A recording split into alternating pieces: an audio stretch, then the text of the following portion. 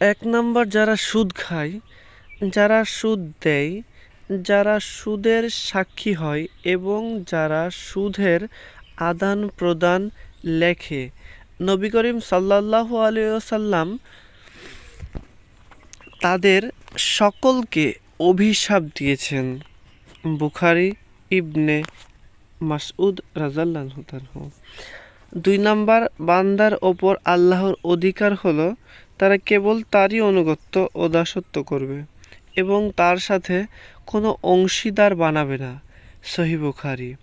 ৩ number, বলো আমি আল্লাহর প্রতি ঈমান এনেছি, অতঃপর এ কথায় অপর আর অটল থাকো।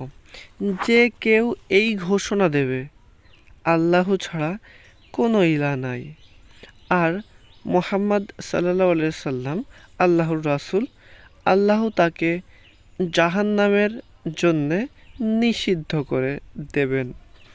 সহিহ বুখারী। ঘুষদাতা এবং গ্রহীতা উভয়ের ওপর আল্লাহর অভিশাপ। বুখারী ইবনে ওমর রাদিয়াল্লাহু আনহু। যে পবিত্র থাকতে চায়, আল্লাহ তাকে পবিত্র রাখেন। সহিহ বুখারী। ৭ নাম্বার, সালাত হলো নূর। সহিহ মুসলিম। যখন রমজান শুরু হয় তখন রহমতের দুয়ার খুলে দেওয়া হয়। সহিহ বুখারী। আল্লাহর পথে একটি সকাল কিংবা একটি সন্ধ্যা ব্যয় করা গোটা পৃথিবীর এবং পৃথিবীর সমস্ত সম্পদের চেয়েও উত্তম। সহিহ বুখারী। ১০ নম্বর, সর্বোত্তম বাণী আল্লাহর কিতাব। সহিহ মুসলিম। সর্বোত্তম জীবন পদ্ধতি হচ্ছে মুহাম্মদ সাল্লাল্লাহু আলাইহি সাল্লাম প্রদর্শিত পদ্ধতি।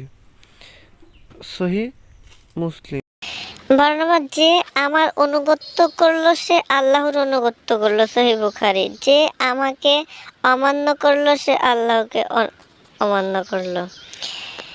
যে আমার সুন্নতকে ভালোবাসলো সে আমাকে ভালোবাসলো। সহিহ মুসলিম।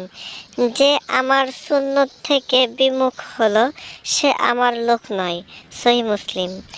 ১৬ নম্বর, কাজ নির্ভর করে নিয়তের ওপর।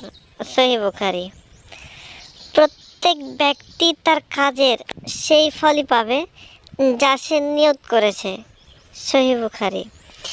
আল্লাহ তোমাদের চেহারা সুরত ও ধন সম্পদ দেখাবেন না, তিনি দেখবেন তোমাদের অন্তর ও কাজ।